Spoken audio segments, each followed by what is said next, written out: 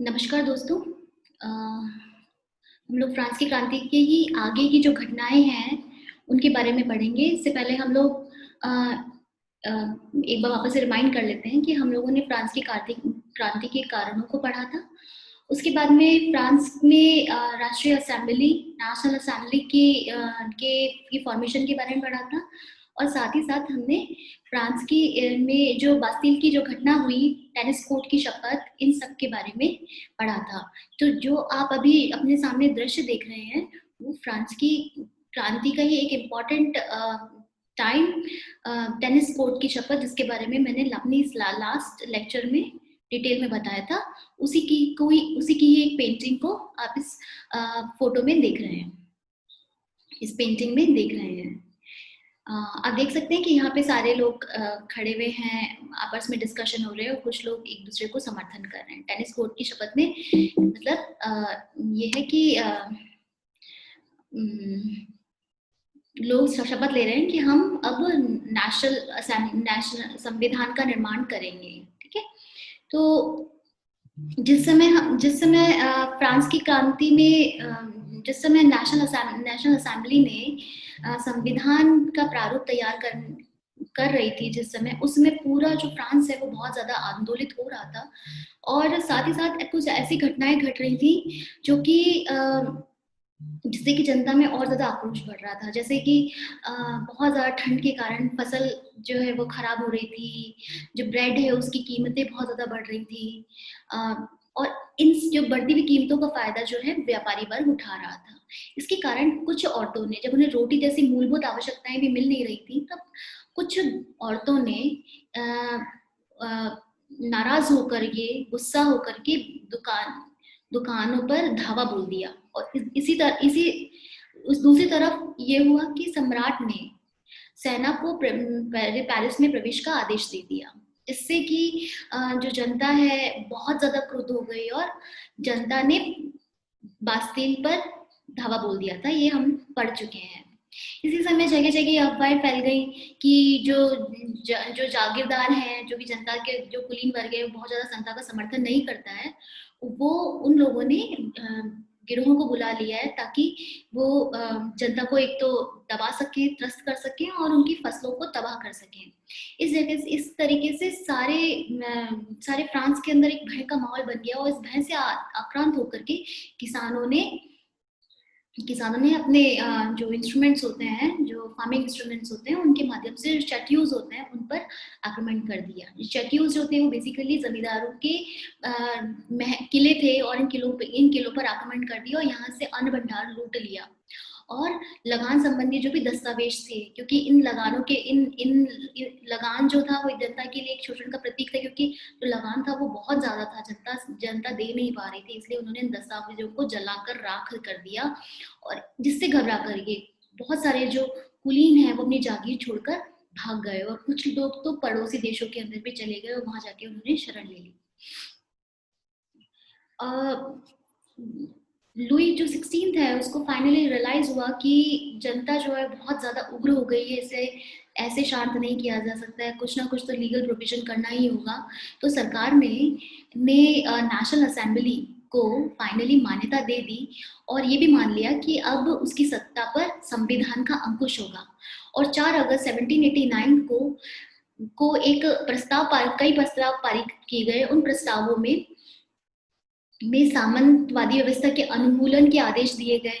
साथ ही साथ जो पादरी वर्ग और जो कुलीन वर्ग है, सामंती वर्ग है, जिस पर अभी तक कोई बहुत ज्यादा टैक्सेस नहीं लग रहे थे, उनको वहां पे भी थोड़ा टैक्सेस इम्पोज करने की बात की गई। साथ साथ में उन लोगों को अपने विशेषाधिकार छोड़ने की भी बात की गई।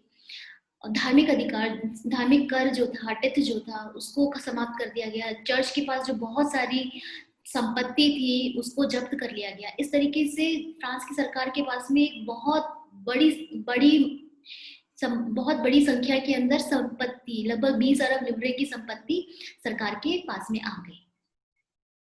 ये देखो, आप जो मैप देख रहे हैं अपने सामने, इस मैप से हमें साफ पता चल रहा है कि ये जो किसानों के जो जत्थे हैं, जो आक्रोशित किसान हैं, इन लोगों ने अलग अलग जगहों पे जाके अपने जत्थों के साथ में जाकर अपना विरोध जगह जगह दिखाया। और ये जो विरोध है पूरे लगभग पूरे फ्रांस में, पेरिस से होते हुए पूरे फ्रांस में फैल गया। अब आगे देखते हैं। और इस तरीके से जब सरकार ने, जब राजा ने फ्रांस की जो जो नेशनल असेंबली थी उसको मान्यता दे दी, तो उसके बाद में वो एक संवैधानिक संस्था बन गई और उसका जो मुख्य काम था वो संविधान बनाना। और फाइनली इस नेशनल असेंबली में 1979 में संविधान का प्रारूप तैयार कर लिया। और इसका जो मुख्य उद्देश्य था वो यही था कि सम्राट की जो असीमित शक्तियां हैं, जैसे लुई 14 था वो कहता था कि मैं ही राज्य हूँ, और जो लुई 15 है उसने भी बहुत सारे ऐसे युद्ध किए जिसमें फ्रांस को बहुत ज्यादा जरूरत नहीं थी युद्ध करने की, लेकिन वो युद्ध किए थे उसने। इसके इस तरीके से जो सम्राट की जो असीमित शक्तियां थी उसको सीमित करना इस संविधान का मुख्य रूप से उद्देश्य था। एक व्यक्ति के हाथ में सारी सत्ता केंद्रित न होकर के अब सत्ता को विभाजित कर दिया होगा। आपको याद होगा मैंने मॉन्टेस्क्यू के सिद्धांत है उसके बारे में बताया था, और मॉन्टेस्क्यू के सिद्धांत में सेपरेशन ऑफ पावर की बात की थी। Separation of power means separation of executive power from legislative power to judicial power. जो तीनों पावर्स जो है वो एक व्यक्ति में नहीं होनी चाहिए, बल्कि इनके ऊपर अलग अलग लोगों का नियंत्रण होना चाहिए, और इनमें आपस में चेक एंड बैलेंस होना चाहिए, तभी ये संस्थाएं जनता के हित के लिए कार्य करेंगी, अदरवाइज जनता के हित के लिए कार्य नहीं करेंगी। इसलिए इस मॉन्टेस्क्यू का जो सिद्धांत था वो बहुत इंपॉर्टेंट सिद्ध हुआ संविधान के निर्माण के प्रारूप को तैयार करने में। आगे जो आपके सामने चित्र है वो ये बता रहा है कि किस तरीके से संविधान की जो नेशनल असेंबली है उसका निर्माण किया गया। सबसे पहले तो इसमें ये था कि इसमें नागरिकों को दो भागों में डिवाइड किया गया। जैसे आप देख सकते हैं कि इसमें एक है सक्रिय नागरिक और दूसरे है निष्क्रिय नागरिक। जो सक्रिय नागरिक हैं उन लोगों के लिए ये जरूरी था, सक्रिय नागरिक होने के लिए जरूरी था कि कम से कम 3 दिन की मजदूरी जितना वो अपना टैक्स सरकार को पे करते हो, तो ही वो सक्रिय नागरिक कहलाएंगे।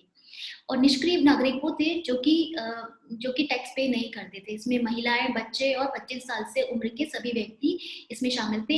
इन निष्क्रिय व्यक्तियों को मताधिकार देने का मताधिकार का अधिकार नहीं था। और सक्रिय नागरिक जो कि 3 दिन की मजदूरी के बराबर टैक्स पे करते थे, उन लोगों